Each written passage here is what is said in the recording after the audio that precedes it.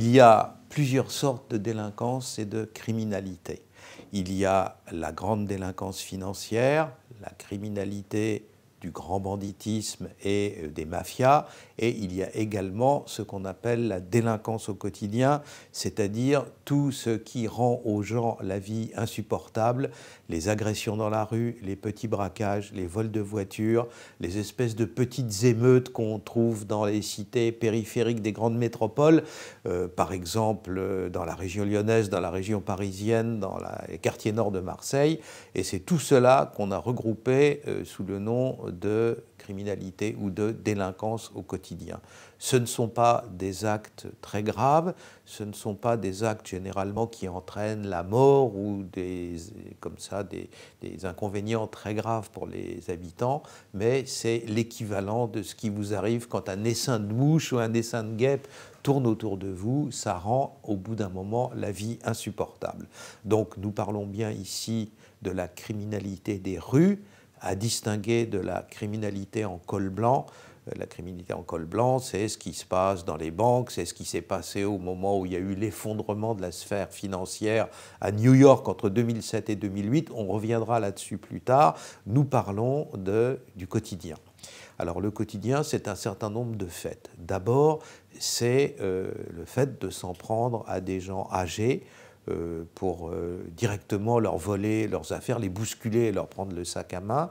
Deuxièmement, c'est le fait d'entrer chez les gens sous un prétexte quelconque, c'est ce qu'on appelle la criminalité par ruse. Vous entrez chez les gens, vous avez mis un espèce de vague gilet qui reste fluorescent, qui laisse supposer que vous êtes employé de la compagnie des eaux ou alors d'une société qui fait du goudronnage sur les routes ou n'importe quoi, et vous distrayez les gens jusqu'à ce qu'un comparse s'infiltre derrière vous et aille piller les gens. Les cambriolages aussi. Les cambriolages sont extrêmement perturbants pour la population. Songez qu'en France métropolitaine, il y a un cambriolage toutes les 2 minutes. C'est-à-dire que toutes les 2 minutes, des gens sont mis dans une situation telle qu'en rentrant chez eux, eh bien, leur ordinateur a disparu, le peu d'argent en espèces qu'ils avaient mis dans un tiroir, les bijoux, la petite électronique, etc., etc. Donc voilà ce que c'est que la criminalité au quotidien.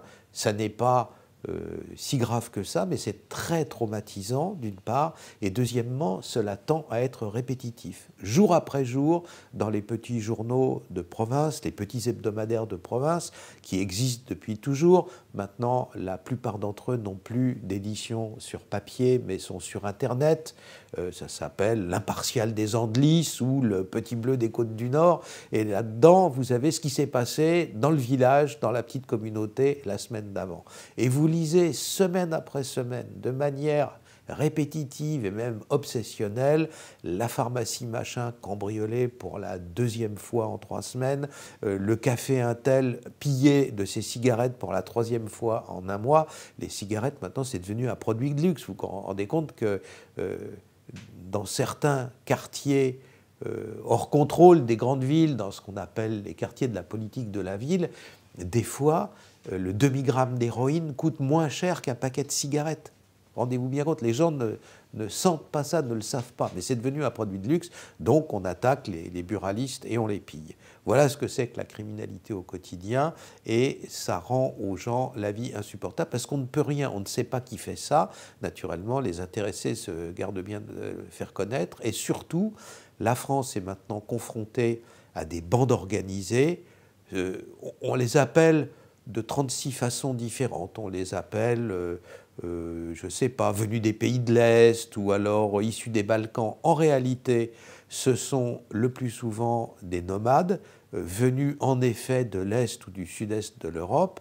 Et bien entendu, tous les clans nomades ne sont pas criminalisés, mais certains le sont. Et ceux-là sont hyperactifs et souvent, surtout sur les territoires de la gendarmerie, on a des communiqués de la gendarmerie disant « nous avons arrêté une bande d'individus » et qui s'étaient livrés à 230 cambriolages en 1 mois. Donc ce sont des hyperactifs du crime et bien entendu, ils rendent la vie des gens insupportables. Ils ne font pas que piller les maisons, ils volent les métaux, les croix sur les pierres tombales ou les décorations, ils volent l'essence ou le fuel dans les voitures et à la campagne dans les tracteurs.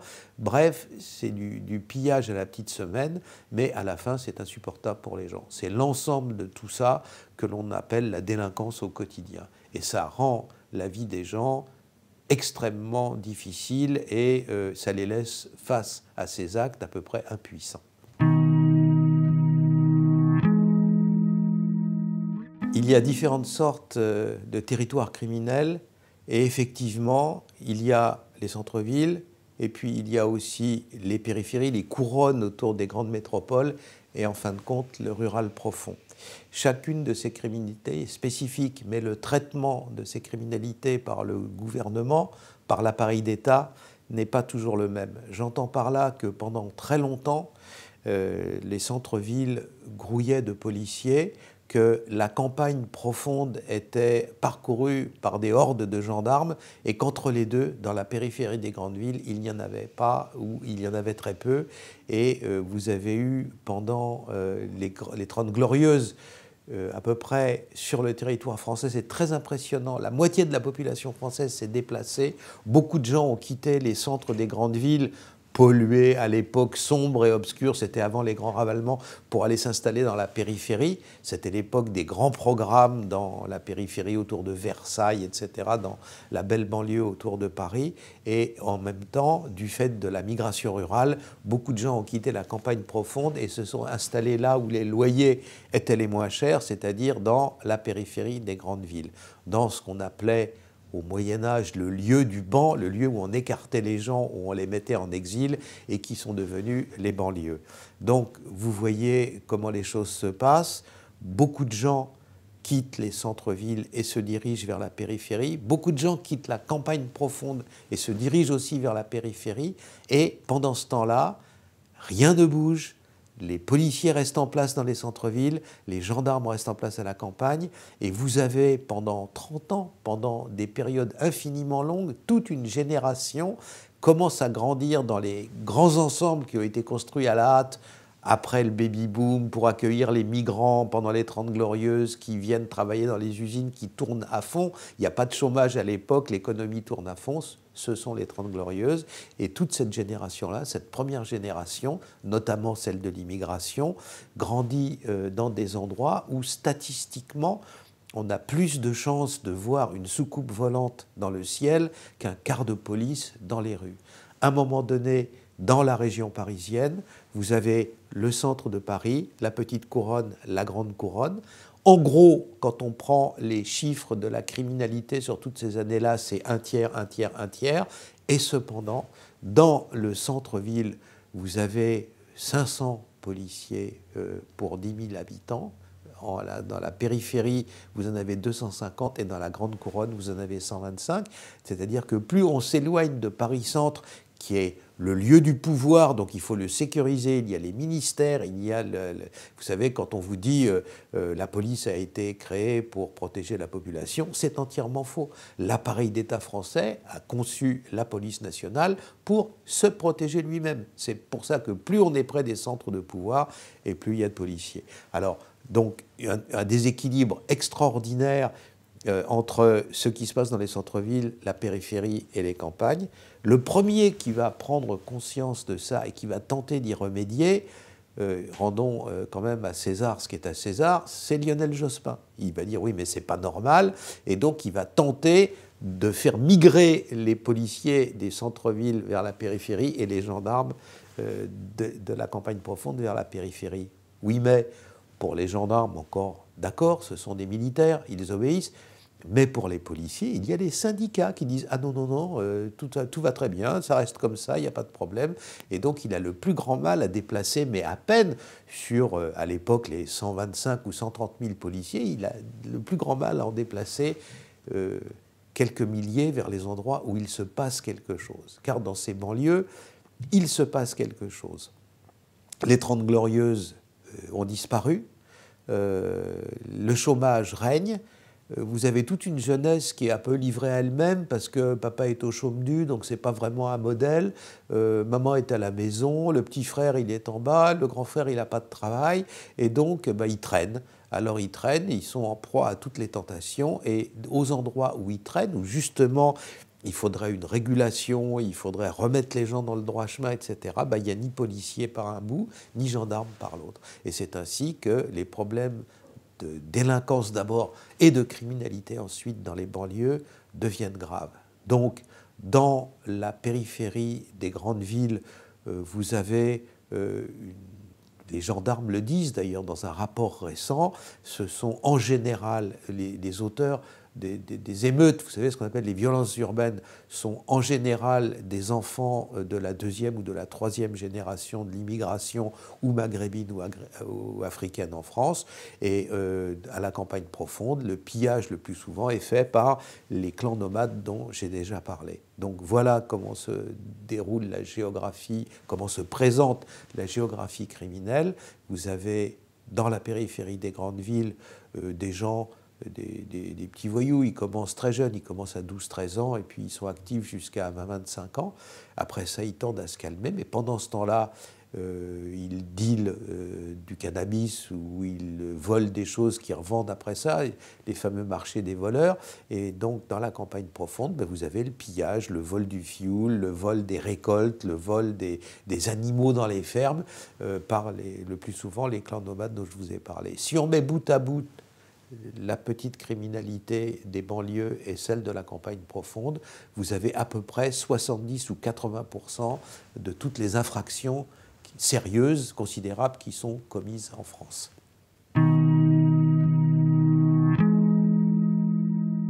Le problème de la France périphérique est extrêmement important. Je dirais même que, comme nous sommes dans un pays démocratique où les gens votent, c'est même le problème politique numéro 1 en France aujourd'hui.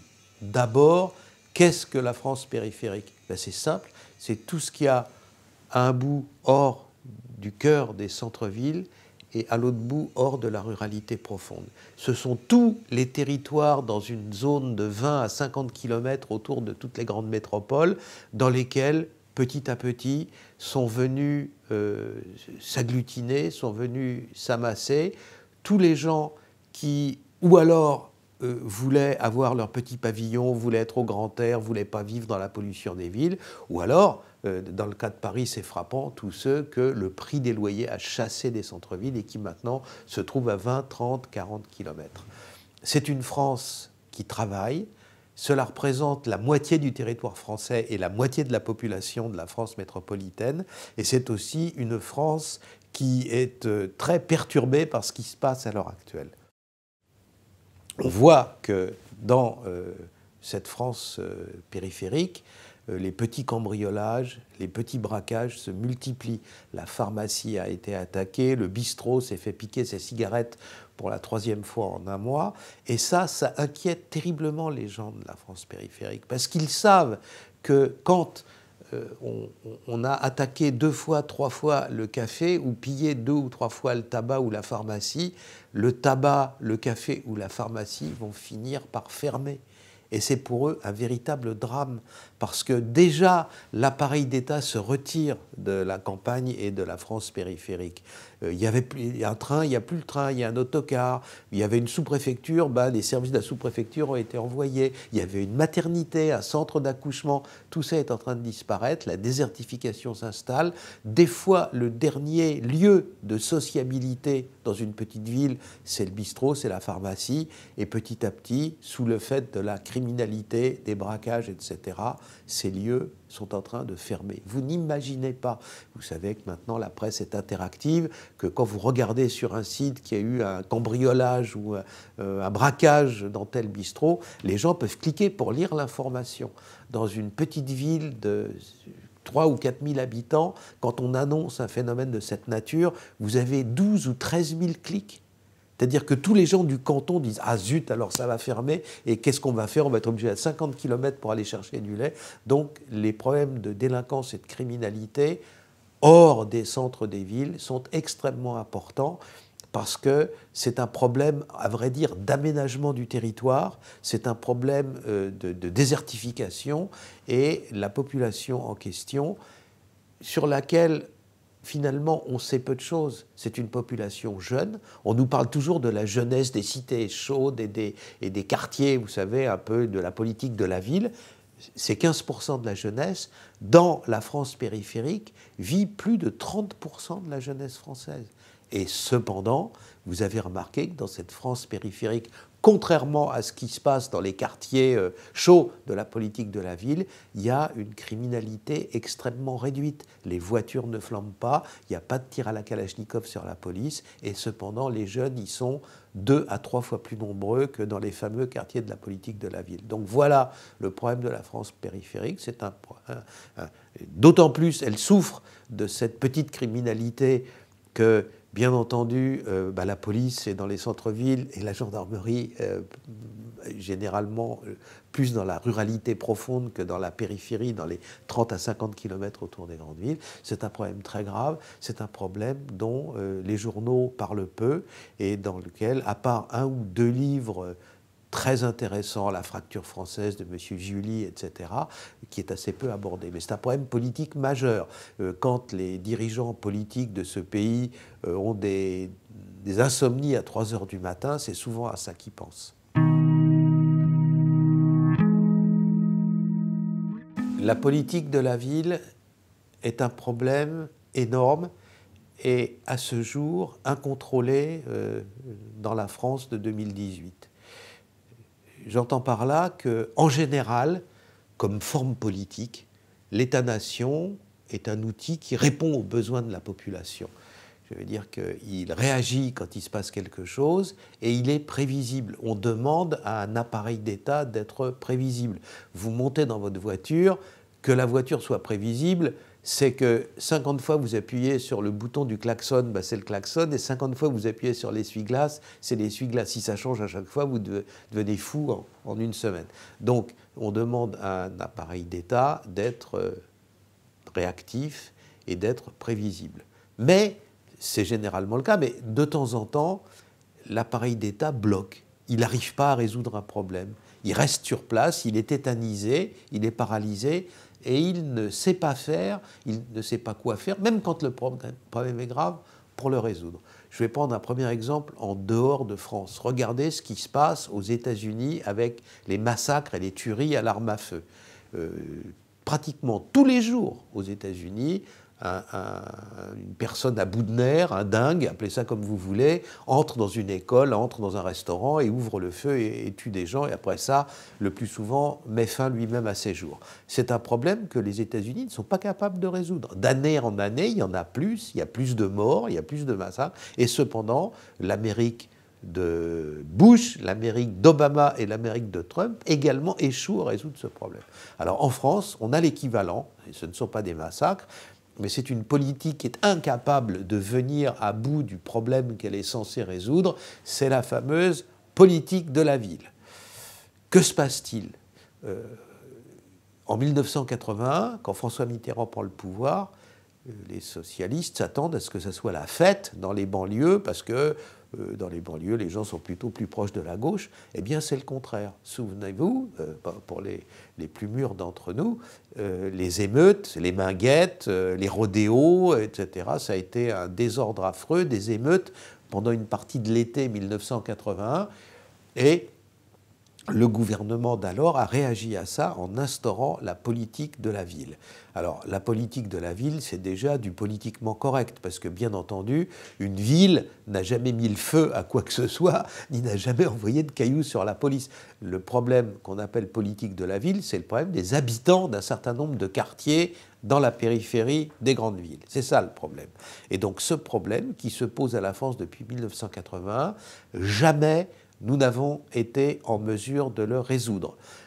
Quand on a fait le premier recensement des quartiers dans lesquels étaient susceptibles de se produire des émeutes, dans lesquels les gens vivaient un peu en marge de la loi, dans lesquels les cars de police se faisaient caillasser, dans lesquels les pompiers se faisaient agresser, dans lesquels on mettait le feu aux poubelles, bref, tout ce qui se passe dans la périphérie des grandes villes, quand on a fait le total de ces quartiers-là, au début, en 1981, il y avait à peu près 400 quartiers ou cités ou grands ensembles en France concernés par cette politique. En l'an 2000, il y en avait 900 et aujourd'hui, il y en a plus de 1800. C'est-à-dire que ce qu'on appelle les quartiers intéressés par la fameuse politique de la ville, les QPV, aujourd'hui, en 2018, il y en a pratiquement 2000. C'est ça le problème de la politique de la ville. Cela fait depuis le premier gouvernement, la première ébauche, avant même que Mitterrand arrive au pouvoir, c'est sous les gouvernements de Pierre Messmer en 1972-1974, Georges Pompidou étant président de la République, que la première ébauche d'un traitement spécifique pour ces quartiers où habite une grande partie de la population immigrée, de telles politiques sont mises en place. Et puis à la suite de l'explosion des Minguettes et d'autres cités chaudes en 1981, cette politique se généralise. Alors, c'est un peu une espèce de prolifération cancéreuse. Il y a des métastases partout, et en même temps, c'est pas drôle le cancer, mais dans le cas de la politique de la ville, il y a aussi un côté histoire de fou, à savoir que cette politique est l'exact équivalent de ce qu'était la politique agricole de l'Union soviétique. Les soviétiques avaient nationalisé, étatisé toute l'agriculture. L'agriculture était naturellement agonisante. On ne peut pas faire un plan en prédisant qu'il fera beau le 15 avril et encore plus beau le 15 mai, mais qu'il ne pleuvra pas le 15 juin. Donc naturellement, cette agriculture était partie à volo. Et chaque fois qu'il y avait un désastre agricole en Union soviétique, les communistes soviétiques se réunissaient de l'Union soviétique et décidaient que le motif de cette catastrophe agricole, c'était qu'on n'avait pas assez fait de nationalisation, qu'on n'avait pas assez fait d'étatisation, et donc, il disait, un peu d'étatisation de la politique agricole a causé le désastre, plus d'étatisation encore y remédiera. Eh bien, cette espèce de syndrome maniaque de « on n'en a pas fait assez, on va encore faire encore plus », c'est ce qui gouverne la politique de la ville depuis maintenant 1972-2018. Ça fait 46 ans que ça dure et naturellement, aucun des phénomènes de progrès qui avaient été prédits ne s'est produit. Le problème est que non seulement ça ne fonctionne pas, non seulement dans les quartiers concernés par la politique de la ville, il y a toujours plus de crimes. Vous vous souvenez, en octobre 2016, des 2 policiers qui ont été brûlés et qu'on a tenté de faire griller vifs à l'intérieur de leur voiture à Grigny, dans un quartier qui s'appelle la Grande Borne, qui est un des quartiers de la politique de la ville.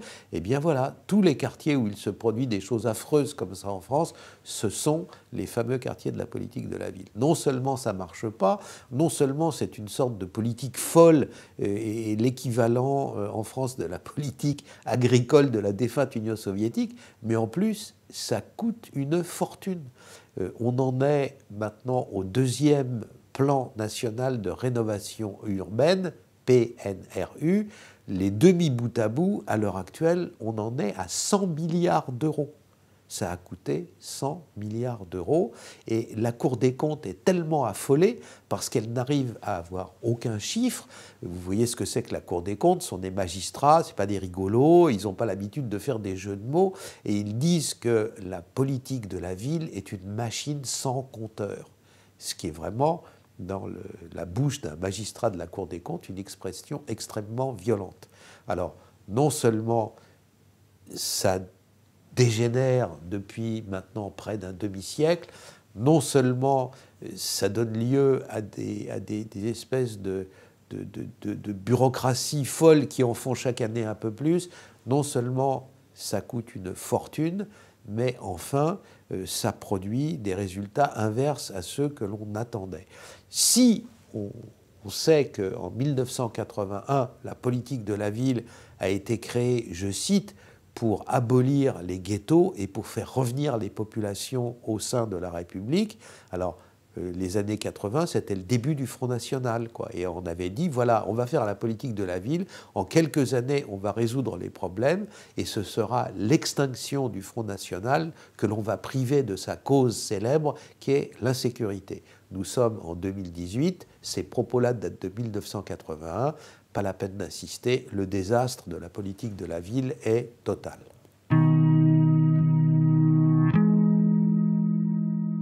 Nous en venons à l'actualité et à la politique de reconquête républicaine que le président Macron et le ministre de l'Intérieur, M. Collomb, nous ont promis au début de l'année 2018.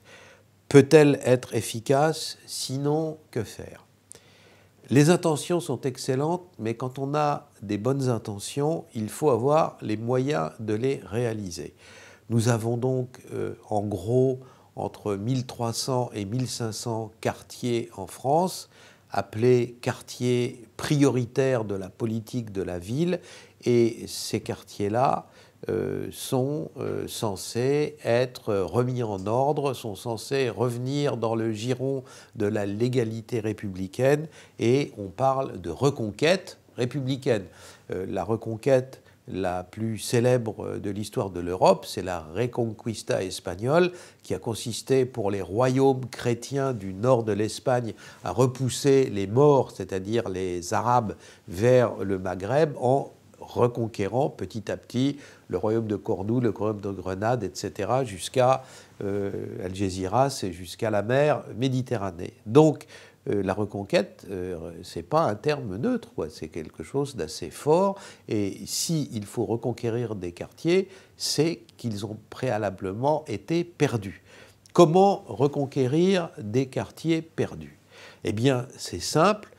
Toute personne ayant fait une heure, la première à l'école de guerre, vous diront qu'avant de s'attaquer à un ennemi ou repousser un adversaire, il faut savoir ce qu'il fait. Or, en France, aujourd'hui, la police, telle qu'elle est organisée, dans son mode de fonctionnement actuel, la police nationale ne dispose pas, ne jouit pas d'un service de renseignement criminel. On sait maintenant à peu près bien, et même de mieux en mieux, ce que font les terroristes. Et pourquoi je dis qu'on sait de mieux en mieux ce qu'ils font?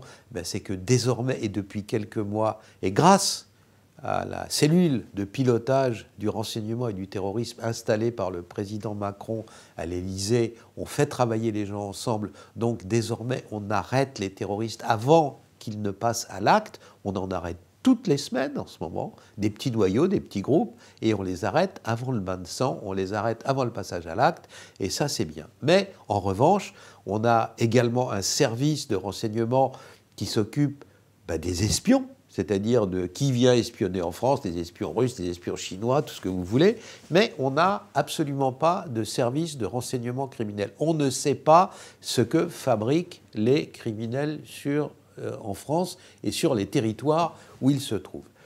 Est-ce si difficile que ça de savoir ce que font les criminels en France? Non. Si on le voulait, on le pourrait très aisément. Et voilà pourquoi. La manifestation visible de cette criminalité des rues qui préoccupe tant les Français et qui les fait tant souffrir, c'est ce qu'on appelle les violences urbaines. Ce sont les territoires sur lesquels on met le feu aux voitures, on caillasse les policiers, etc. Les départements dans la France métropolitaine concernés par ces phénomènes de violences urbaines sont année après année, au nombre en gros de 25. Certaines années, c'est 26, les autres, c'est 24, mais le point moyen, c'est 25. Donc, il y a 90 départements, et sur les 90, vous en avez 25 qui sont concernés par cela. Y a-t-il, dans ces départements-là, des foules criminelles innombrables que rien ne permettrait de mesurer ou de compter? Non. C'est tout le contraire. La première fois dans les années 1990 où on a essayé de faire un comptage de qui étaient ceux qui se livraient à cette petite criminalité des rues au quotidien, ce que la criminologie du 19e siècle appelait très joliment les criminels d'habitude, le département du Val-de-Marne, c'était une initiative de la société civile, ils ont décidé de savoir qui c'était, les noyaux durs, ceux qui faisaient ça au quotidien. Alors, ils ont pris une mesure et ils ont dit, voilà, on considérera comme faisant partie des noyaux durs tous ceux qui ont sur leur dossier, sur leur casier, 17 contacts avec la police et la justice. C'est-à-dire tous les gaillards, parce qu'à 98% ce sont des garçons, qui ont été 17 fois ou plus en contact avec la police et la justice. Dans les années 90, pour le premier département qui s'est livré à ce petit calcul, en sachant qu'on peut mettre le curseur ailleurs, on est 17, 15, 20, contacts avec la police, mais bref, un certain nombre de contacts avec la police et la justice, pour le Val-de-Marne des années 1990, c'était moins de 50 individus. Alors, quand j'ai appris ça, j'ai été voir les préfets de police dans le Nord, à Marseille, et je leur ai dit, et chez vous, c'est combien? Ils ont dit, oh, le préfet du Nord, Orient, m'a dit, chez nous, c'est un peu rock'n'roll, vous savez, il y en a, c'est un peu musclé, l'île Roubaix-Tourcoing, tout ça, mais allez, même pas une centaine. Pareil. Donc, pour tous les 26 départements, nous avons affaire à quelques milliers d'individus qui, jour après jour, commettent des actes délictueux, ces actes délictueux ou criminels qui pourrissent la vie de la population. Comment les repérer? Sont-ils clandestins? Sont-ils inconnus? Non, c'est tout le contraire. Vous allez voir à Lille, les portiers de la BAC de nuit, ils connaissent la liste par cœur. Ils les ont déjà arrêtés 50 fois. Quand il y en a un qui arrive au commissariat, c'est « Encore toi, Momo ?»« Ah, j'ai rien fait, monsieur. » Bon, alors, ils n'ont même pas besoin de regarder les touches pour taper « Nous avons procédé à l'interpellation de monsieur machin truc chose, etc. » Ils les connaissent par cœur. Donc, si on veut, on a la liste demain matin. Il suffit de la demander. Les préfets sont des gens disciplinés. On leur dit, monsieur le préfet, quand on est ministre de l'Intérieur, je veux la liste, et vous avez la liste des 3 ou 4 000 individus dont l'activité au quotidien pourrit la vie des Français. Ce que je dis, est-il hypothétique? Est-ce une lubie personnelle? Non, absolument pas. La preuve. Dans un département de la grande banlieue, une année, quand à la fin de l'année, on fait le comptage de tout ce qui a été pratiqué comme méfait dans le département en question, les méfaits sérieux, les petits braquages, les vols de voitures, etc., on s'aperçoit avec stupéfaction que ce nombre-là a diminué de moitié. Que là où il y avait 100 crimes et délits l'année d'avant, il n'y en a plus que 50. On regarde, le préfet regarde, éberlué, le commissaire de police n'a pas changé, le procureur du coin c'est toujours le même. Qu'est-ce qui s'est passé? Voilà ce qui s'est passé. 2 frères bien connus de la police et de la justice qui, une fois de plus, une fois de trop, avaient roulé sur leur moto sans casque, se sont tués au début de l'année dans un accident de voiture. 2 frères qui manquent, la criminalité baisse de moitié. Vous voyez que c'est très concentré et qu'en gros, on estime, au vu des documents et des statistiques qu'on a, que 5% des individus criminalisés en cause commettent à peu près 50% des infractions, des crimes et des délits.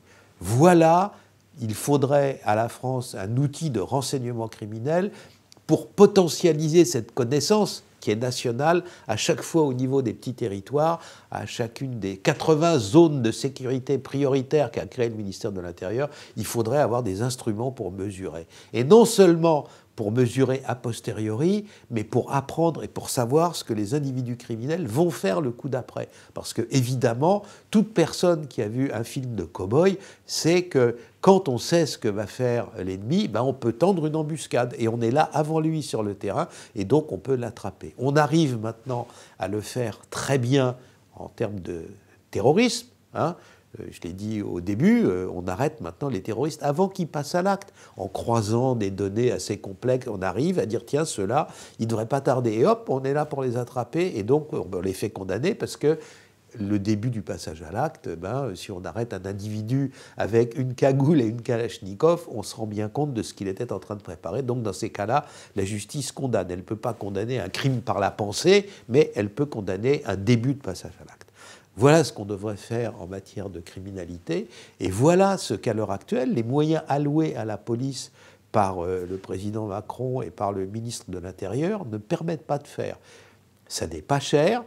Il ne s'agit pas de dépenser encore des fortunes, il suffit de réaffecter des policiers au renseignement criminel et de leur donner les moyens de travailler en prélevant sur le stock actuel. Pas la peine d'avoir plus de voitures, plus d'outils, plus d'ordinateurs. La police a les moyens de travailler, on ne l'affecte pas encore pleinement à ce que devrait être sa tâche prioritaire. Donc voilà, à partir du moment où on fait ça, alors oui, le plan Macron-Collomb fonctionnera. Si on ne le fait pas, si on reste dans la configuration actuelle, eh bien, ça sera, une fois de plus, un peu illusoire.